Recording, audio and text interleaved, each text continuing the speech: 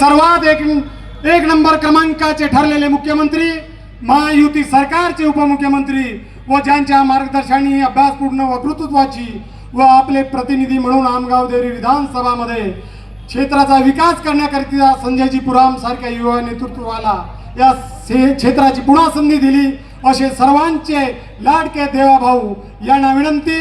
आजच्या आपण या प्रचार सभेला भारत माता की, अरे काही आवाजच नाही देवरीचा, कसं होईल? देवरीचा आवाज मुंबई पर्यंत गेला पाहिजे। भारत माता की, भारत माता की, छत्रपती शिवाजी महाराज की, धर्मवीर छत्रपती संभाजी महाराज की, भगवान बिरसा मुंडा की, भारत रत्न डॉक्टर बाबासाहेब आंबेडकरांचा जय श्रीराम। हिंदवी स्वराज्याचे सरसंस्थापक छत्रपती शिवरायांना मानाचा मुजरा करतो। भारतीय राज्यघटनेचे शिल्पकार भारतरत्न डॉक्टर बाबासाहेब आंबेडकर यांना मानवंदना अर्पित करतो, ज्यांनी जल, जमीन आणि जंगलाच्या संरक्षणाकरता, आदिवासी समाजाच्या संरक्षणाकरता इंग्रजांना सळो की पळो करून सोडलं, त्या भगवान बिरसा मुंडा यांना देखील नमन करतो। आपले दैवत श्री धुकेश्वरी माता आणि कचारगडच्या मां काली कंकालीला या ठिकाणी नमन करतो। आज आपल्या या जाहीर सभेमध्ये मंचावर उपस्थित असलेले मध्य प्रदेशचे पूर्व गृहमंत्री माननीय नरोत्तम मिश्राजी, आपले लोकप्रिय आमदार माजी पालकमंत्री परिणय फुकेजी, या क्षेत्राचे माजी आमदार आणि तुमच्या आशीर्वादाने 23 तारखेला जे पुन्हा आमदार होणार आहेत ते संजय पुरामजी, येसुलालजी उपराळे, देवरावजी होळी, विजय भाऊ शिवणकर, केशव भाऊ मानकर, भैरसिंग भाऊ नागपुरे, बाळाभाऊ अंजनकर, रमेशजी भटेरे, नरेशजी माहेश्वरी, मौसमीताई बिसेन, गीताताई साहू, अंबिकाताई बंजार, सविताताई पुराम, प्रज्ञाताई संगीडवार,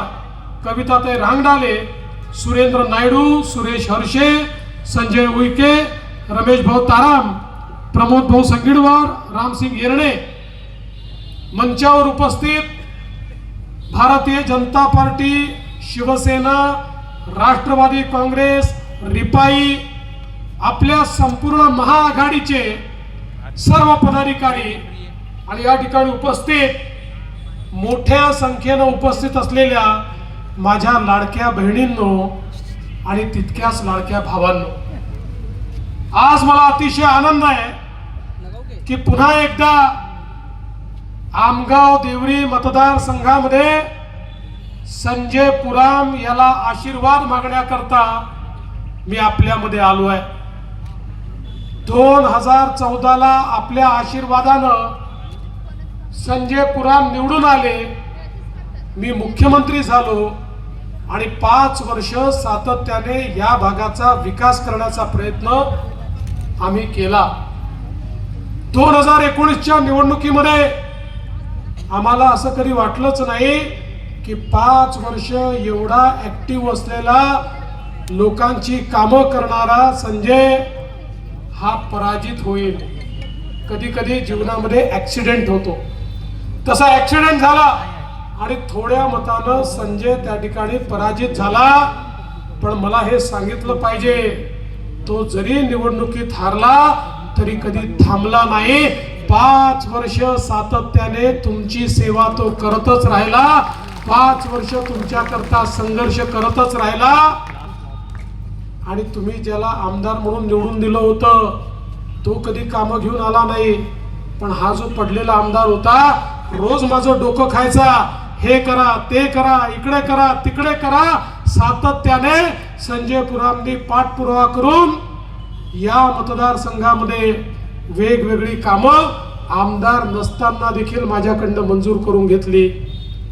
5 वर्षात 14 ते 19 संजयने केलेली कामं आपण सर्वांनी बघितली. या भागाच्या सर्व क्षेत्रांमध्ये जी कामं त्यांनी केली आत्ताच त्यांच्या भाषणात त्यांनी सांगितली.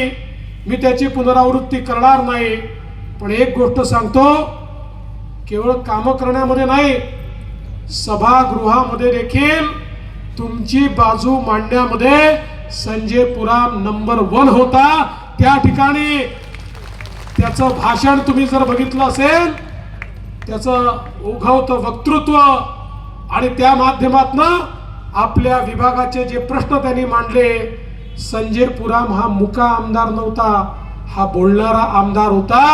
आणि म्हणूनच मी तुम्हाला ही विनंती करण्याकरता आलो आहे, आपल्याला पुन्हा एकदा आमगाव देवरीचा बोलका आमदार, लढणारा आमदार, संघर्ष करणारा आमदार निवडून पाठवायचा आहे. आणि संजय पुराम हा खऱ्या अर्थानं तुमचा प्रतिनिधी म्हणून या ठिकाणी निश्चितपणे काम करेल. आज राज्यामध्ये 2.5 वर्षापूर्वी आपलं सरकार आलं. खरं तर 2019 साली सरकार आलं होतं, पण आपल्या मित्रांनी धोका केला, आपल्याला विरोधी पक्षात बसावं लागलं. पण 2022 मध्ये पुन्हा एकदा आपलं सरकार आलं. शिंदे साहेब मुख्यमंत्री झाले, मी उपमुख्यमंत्री झालो, नंतर वर्षभराने अजितदादा उपमुख्यमंत्री झाले. या 2.5 वर्षाच्या काळामध्ये समाजातल्या प्रत्येक व्यक्तीचं कल्याण करण्याचा प्रयत्न आम्ही केला. आज आपल्या शेतकऱ्यांकरता आपण 1 रुपयात पीक विम्याची योजना आणली. मला सांगताना आनंद वाटतो, शेतकऱ्यांनी रुपया भरला, 8,000 कोटी रुपये शेतकऱ्यांच्या खात्यामध्ये पीक विम्याच्या माध्यमातून आपण त्या ठिकाणी दिले. माननीय मोदीजींनी किसान सन्मान योजना आणली, 6,000 रुपये शेतकऱ्यांना देण्याचा निर्णय केला. आपण सांगितलं आम्ही देखील नमो किसान सन्मान योजना आणू. 6,000 रुपये आपण टाकले, 12,000 रुपये शेतकऱ्यांच्या खात्यामध्ये जमा करणं सुरू केलं. आणि आता पुन्हा तुमच्या आशीर्वादाने सरकार आलं. 12,000 रुपये नाही, 15,000 रुपये शेतकऱ्यांच्या खात्यामध्ये आपलं सरकार या ठिकाणी जमा करणार आहे. यासोबत आपल्याला कल्पना आहे, मागच्या काळामध्ये 2021 साली काँग्रेसच्या सरकारने धानाचा बोनस जाहीर केला, पण लबाडाचा अवतन जेवल्याशिवाय खरं नसतं. लबाडांनी त्या ठिकाणी तो दिलाच नाही. आपण 15,000 रुपये दिला, मग 20,000 रुपये दिला, आणि आता यावर्षी 25,000 रुपये आपण धानाला बोनस देणार आहोत. शेतकऱ्यांच्या पाठीशी उभं राहणारं आपलं सरकार आहे. आणि एवढंच नाही, आपण निर्णय केला, आपल्या शेतकऱ्यांना वीज बिल आपण माफ करून टाकलं. आता तुम्हाला बिल येत आहे, पण बिलामध्ये किती येत आहे? 000 येत आहे. कारण तुमचं सगळं बिल राज्य सरकार भरत आहे. पुढचे 5 वर्ष शेतकऱ्यांना वीज बिलाचा 1 रुपया देखील भरायची गरज नाही. आणि 5 वर्ष याकरता म्हणतो, पुन्हा 5 वर्षांनी आम्हाला निवडून दिलं तर त्याचे पुढे 5 वर्ष देऊ. सोबत सौर कृषी वाहिनी योजना आणली. या योजनेच्या अंतर्गत आमचा शेतकरी आम्हाला नेहमी म्हणतो, आम्हाला दिवसा 12 तास वीज द्या. तुम्ही कधी दिवसा देता, कधी रात्री देता, कधी 8 तास देता.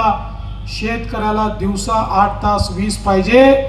महाराष्ट्रामध्ये मी पहिली देशातली शेतकरी कृषी वीज वितरण कंपनी तयार केली, वेगळी कंपनी. 14,000 मेगावॅटचे प्रोजेक्ट सौर ऊर्जेचे त्यात तयार केले. 18 महिन्यामध्ये हे प्रोजेक्ट पूर्ण होतील. त्यानंतर 365 दिवस शेतकऱ्यांना दिवसा 12 तास वीज आम्ही देऊ. दिवसाची पण देऊ, रात्रीची पण देऊ. 24 तास वीज आणि मोफत वीज आमच्या शेतकऱ्यांना या ठिकाणी मिळेल. आणि हे सगळं तर आपण करणारच आहोत. पण एक अजून गोष्ट तुम्हाला सांगतो, आपल्या जाहीरनाम्यात आपण घोषणा केली आहे, आता पुन्हा एकदा महायुतीचं सरकार आलं की आपलं सरकार आल्यानंतर शेतकऱ्याला संपूर्ण कर्जमाफी आपण देणार आहोत.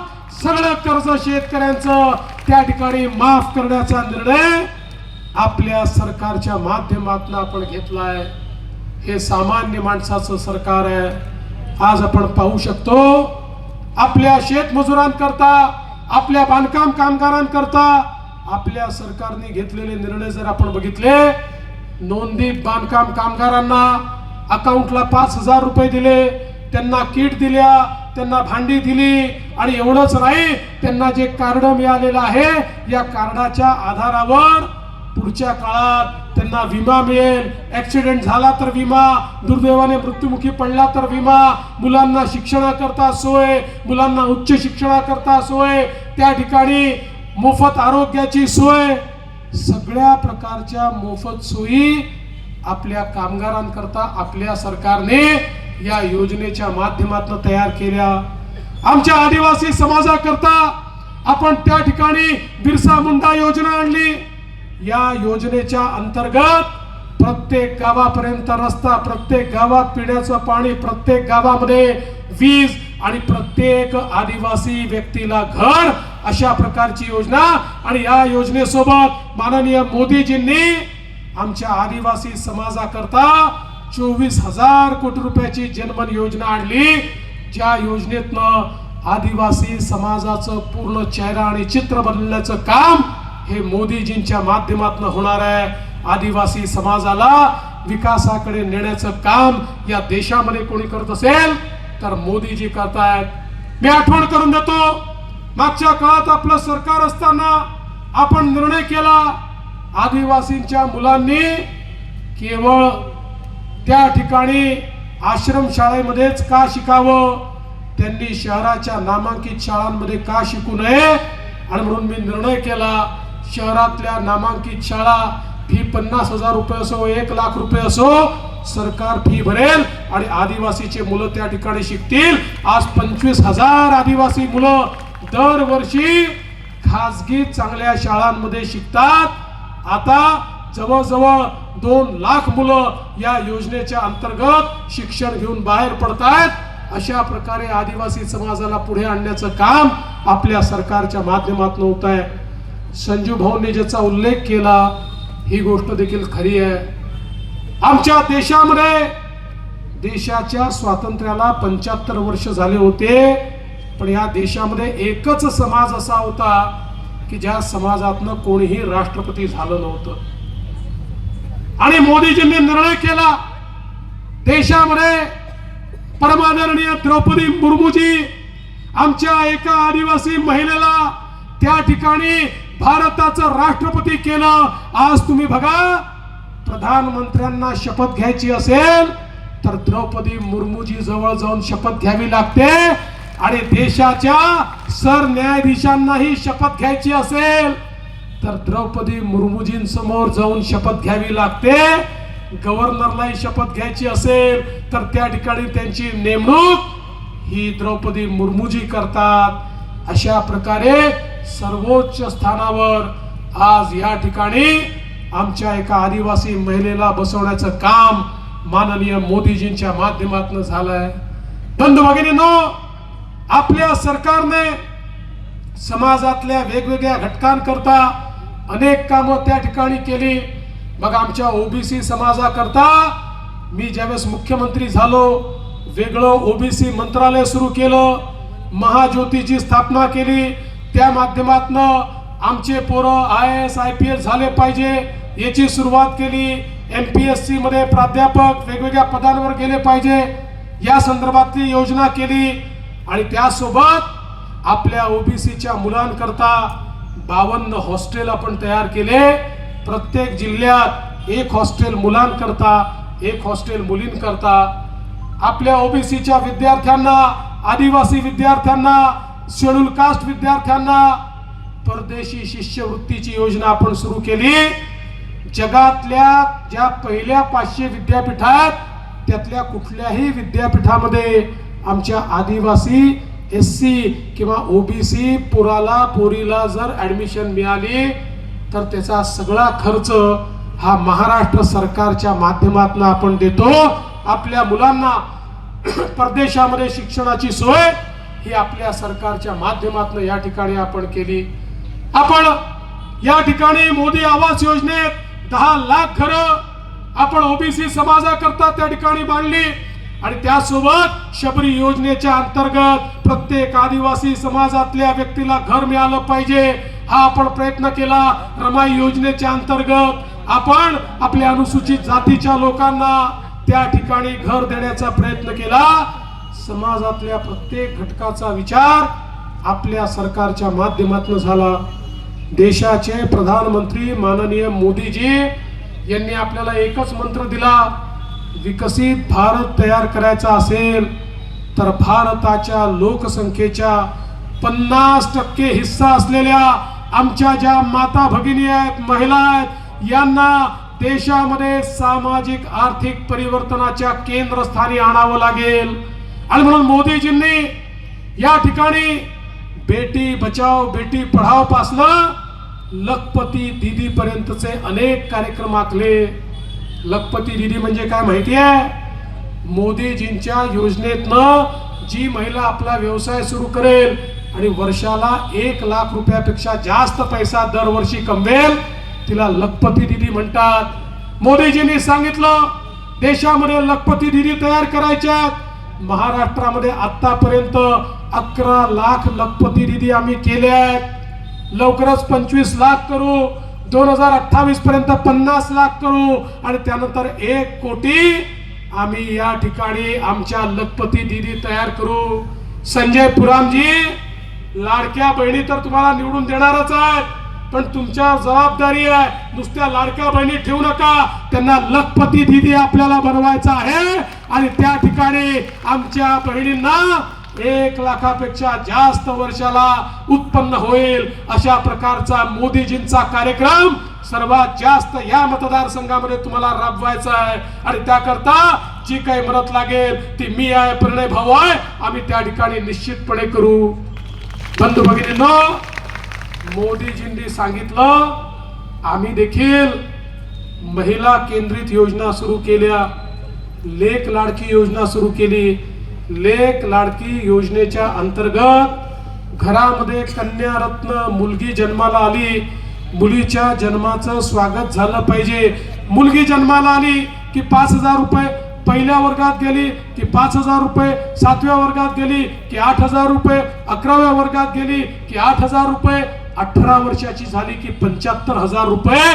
ज्यांच्या घरी मुलगी जन्माला येईल 1 लाख रुपये त्या घराला लेक लाडकी योजनेच्या अंतर्गत आपण देतो आहोत. मुलगी जन्माला आली म्हणजे लक्ष्मी घरी आली अशा प्रकारचा हा निर्णय आपल्या सरकारने केला. दुसरा निर्णय आपण काय केला? आज आपल्याला माहिती आहे या काँग्रेसच्या लोकांनी खूप मोठ्या प्रमाणात शाळा कॉलेजेस सुरू केले. खाजगीकरण झालं. आज त्याची फी परवडत नाही.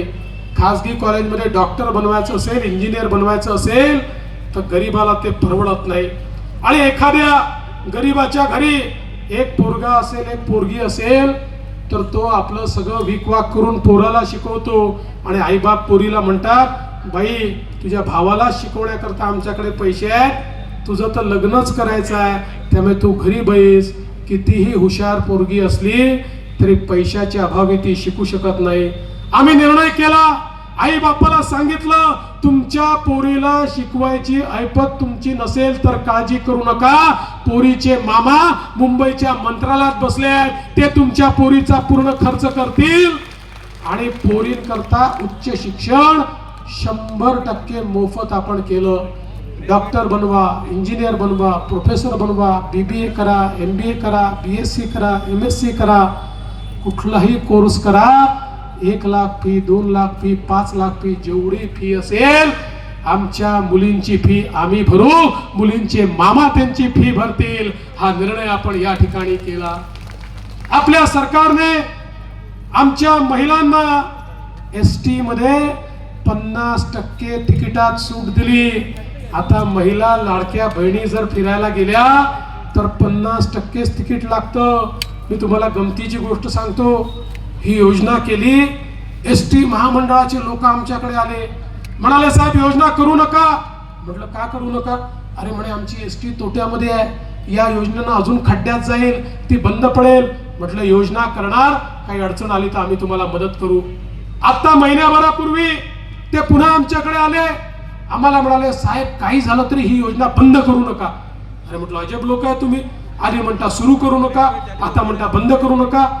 अरे म्हणाले साहेब ही योजना सुरू झाल्यापासून इतक्या महिला प्रवास करायला लागल्या की तोट्यात असलेली आमची एसटी आता फायद्यामध्ये आली आहे, त्यामुळे ही योजना तुम्ही बंद करू नका.